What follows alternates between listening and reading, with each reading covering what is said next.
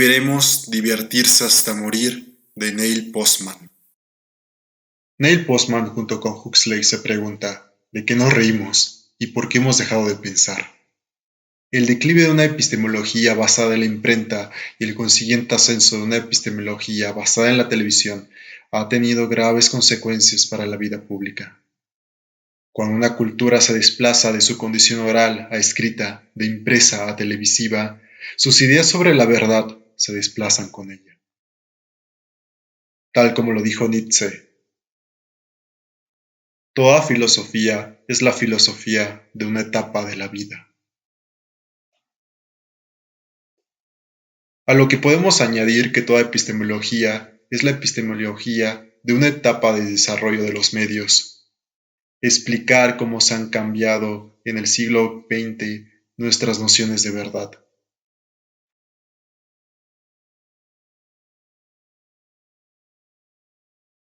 El sociólogo Neil Postman creía que la epistemología creada por la televisión no solo es inferior a la epistemología basada en la imprenta, sino que es peligrosa y absurda. Sobre los cambios abstractos que avanzan a pasos pausados silenciosos entre las sociedades y rara vez uno se da cuenta.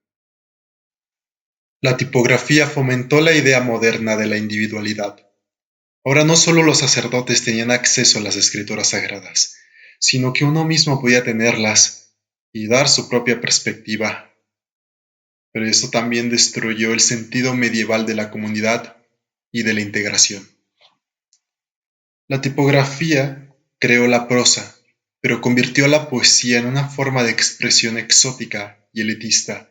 La tipografía hizo posible la ciencia moderna, pero transformó la sensibilidad religiosa en una mera superstición. La tipografía favoreció el crecimiento de la nación-estado, pero por otra parte, convirtió el patriotismo en una emoción sórdida y hasta letal. Evidentemente, estos 4 siglos de dominación imperial de la tipografía han producido muchos más beneficios que prejuicios. También es la diferencia entre vivir en una cultura que ofrece pocas oportunidades de ocio y una que las ofrece en abundancia. El muchacho que sigue el arado con un libro en una mano. La madre leyendo en voz alta para su familia un domingo por la tarde. La fuerza principal de la telegrafía era su capacidad de movilizar información, pero no de reunirla, explicarla o analizarla. En ese sentido, la información era exactamente lo opuesto a la tipografía. Los libros, por ejemplo, constituían un excelente contenedor para la acumulación, el escrutinio sereno y el análisis organizado de la información y las ideas. Toma tiempo escribir un libro y de leerlo, tiempo para discutir su contenido y emitir juicios sobre su mérito, incluyendo su forma de su presentación, salvo algunos casos. El libro es un intento de convertir el pensamiento en algo permanente y de contribuir a la gran conversación conducida por autores del pasado. Por lo tanto, las personas civilizadas en todas partes consideran la quema de un libro una forma vil de antiintelectualismo.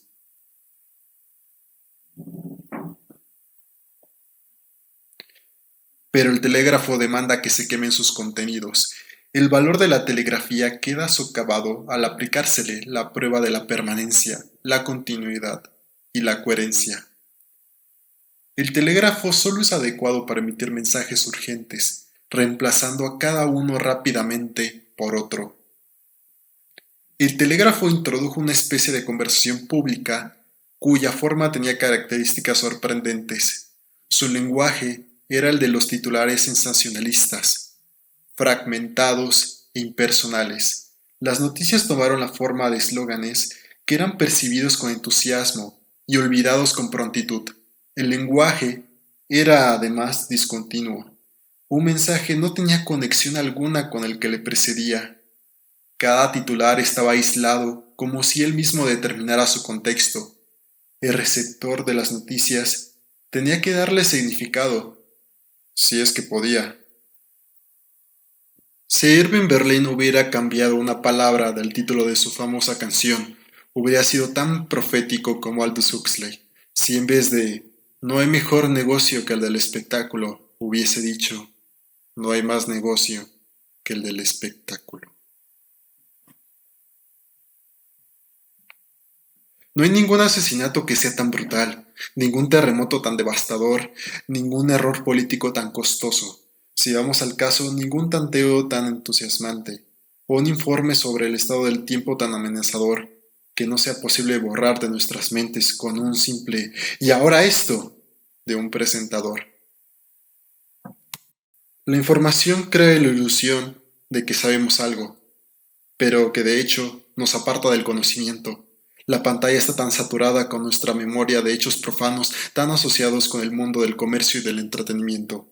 No ha habido ningún gran dirigente religioso, desde Buda hasta Lutero, pasando por Moisés, Jesús, que haya ofrecido a la gente lo que quería, solo lo que necesitaban. Pero la televisión no es un medio adecuado para ofrecer a la gente lo que necesita. Por eso es amiga del usuario, dado que se apaga con facilidad. Un católico no enciende la lámpara votiva para mejorar el aspecto del altar.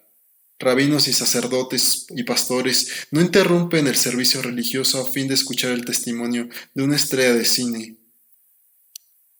El espectáculo que encontramos en las religiones verdaderas tiene como propósito el encantar y no el entretener.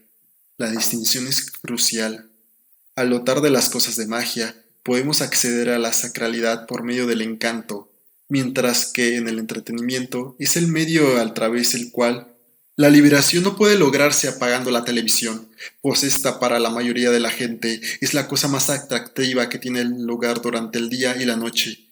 Vivimos en un mundo en el cual la vasta mayoría no la pagará. Si no alcanzamos a percibir el mensaje a través de la pantalla, lo percibiremos por medio de otra gente. La televisión sí perjudica la libertad de lectura de un estudiante y lo hace con las manos inocentes, por así decirlo. La televisión no prohíbe libros, simplemente los desplaza. La lucha contra la censura es una cuestión surgida en el siglo XIX y que ha sido totalmente ganada en el siglo XX.